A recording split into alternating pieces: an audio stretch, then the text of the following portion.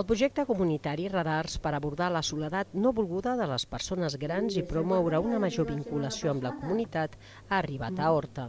El Centre de Serveis Socials d'Horta és qui ha impulsat la iniciativa que ja es du a terme a molts altres barris de la ciutat.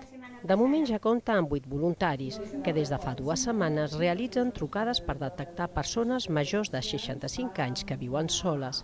Per implicar diversos agents en el projecte s'ha creat una taula d'entitats que és l'òrgan decisori per planificar les actuacions. Està formada per serveis de salut, comerços, equipaments, voluntariat i la coordinadora d'entitats d'Horta.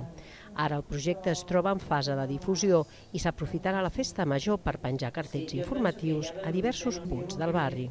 De moment hem identificat a 13 persones, però n'hi ha moltes més de les que sabem, però l'abordatge ha de ser molt a poc i hi ha molta cura, no? Perquè no se sentin envaïts i perquè sigui un ajut més que no una pressió.